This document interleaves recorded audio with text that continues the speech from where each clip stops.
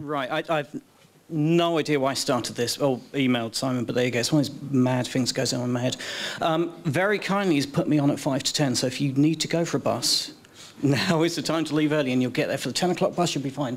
My name's Paul, I teach at Guildford College. If that has offended anyone in the past, I'm really sorry about that. Some of us are trying to make the place better and it's not as easy. I'm an artist, this is what I see in the morning when I look in the mirror. This is a self-portrait. I generally work in Photoshop and Pixelmator, which is a Mac art program, love it to pieces. And this is me generally after I comb my hair, to be honest. And this is what the students see when I teach them and try and inform their little brains. This is me as I want to be.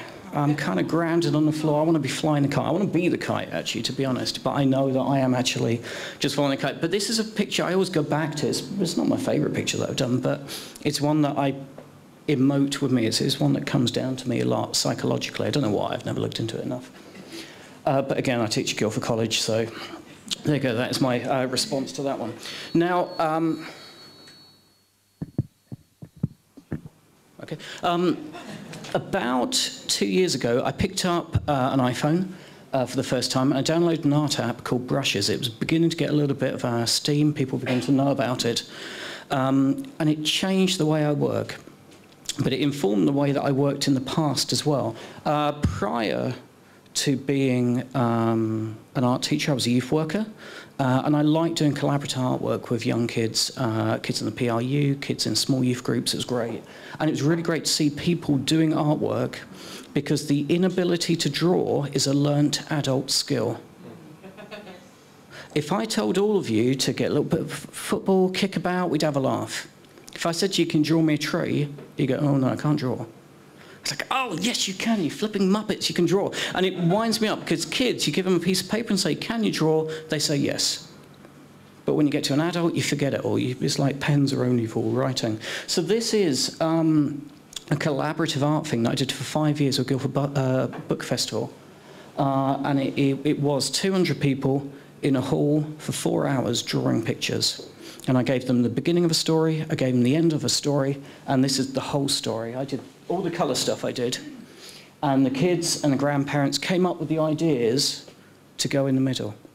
And it was lovely, because the best thing about it was you had kids that small, you had grandparents that big, and they were all just getting together and drawing stuff and coming up with ideas. And it was lovely, because the adults forgot that they couldn't draw. We came up with this, which is a mini book. The book itself is just smaller than the size of a 50p piece. And I photocopied all the artwork that the kids made, stuck it all together, and I sent it out to the people that helped with the thing. So there were 40 little mini books. They were lovely, really, really nice. And I sent them all out, and that was stupid, because I should have kept one to show you guys, but there you go, I don't know what to think. Now, like I said, I picked up this thing, the iPhone, and I downloaded an app called Brushes. And this is why I'm ambivalent. This is why the title was not the future of art, because I don't know if it is the future of art.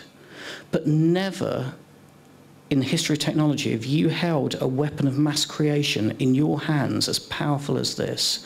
The Photoshop picture that I showed you at the beginning, I had to have a mega meaty PC or a Mac to do it. Now I can just whack it out on an iPhone. So this was drawn on an iPhone on a train going up from Guildford to Bristol. And actually, you can output it as an animation, and it shows all the stops that I stopped at, because I wrote the name down on the animation. This one was drawn on an iPod Touch, but this one, in fact. And the lovely thing is, again, you can zoom in, you can see the details, you can go down to a 1 pixel sub-layer, and you can output it as an animation. So I have become my own teacher. I look at the way that I draw pictures, and it teaches me how I'm drawing, and it tells me how I'm doing it. This is a photo I took at the V&A. The other day, there is a photographic app called AutoStitch, where you can take loads of pictures, stitch them together in your hand while you're waiting. I took the photo, I walked around the thing, and by the end of it, they'd all stitched together, and I had a big 6,000 pixel mural that I'd done on an iPhone. Again, this one, I called it the Yellow Brick Road, because there's this lovely smile of the thing. Now, the only thing is you can't plan it. It just happens. You take the photos, you tell it to stitch. By the point you've done it, it's gone. So you get what you're given. You get what the iPhone gives you. It's a procedural. You don't know what you're going to get at the end. This one, for example, was in Chin Chin Labs, which is a liquid nitrogen gastro ice cream parlour in London. It's lovely. It's in Camden. It's boarded up at the moment, which breaks my heart because I love it to pieces. I went in there.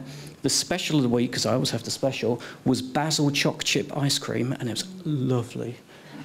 This is the basil choc chip ice cream. Halfway through, and all I did, waved the iPhone around it, it took that picture. I was telling it to come up with something, but the iPhone half created the artwork, which I love. The app itself was £1.19. There is no reason why everyone shouldn't have it on their iPhone. Going back to collaborative stuff, this is my next project in October, which is currently scaring the little whatsits out of me. This is the bunch of students I'll be working with. I took them up to London last year in end of September. We went to the Central St Martin's in London. We satellite linked to Tisch, which is the New York School of Fine Arts, and we did an iPhone, iPod artwork session where I drew something, they drew something, and we did it overlay. This is what I pitched to the World Skills Festival in London in October. 2 square meters, a few iPads, and then I'd have people up to the thing and I'd teach them how to draw on an iPad. This is what they gave me. I asked for 2 square meters, they gave me 50 square meters. What the hell am I going to do with 50 square meters? But they didn't do that, they just gave me the map and said, there you go, you got 50 square meters. So the current plan is to have 20 iPads all running the artwork with students showing people how to use it. Desktop computers, because to be honest, I'm not going to get more than 20 iPads because it's going to be hard enough getting that. And this is what we'll come up with, sort of. I did a dry run to test it out. This is trees drawn by a lot of people. Now, this one here and this one here are my favourite. This was drawn by an MA art student, love it to pieces. This one was done by a special needs student who's barely communicative. And I love it. Gave an iPad, he doesn't talk, he needs one-to-one help at all times.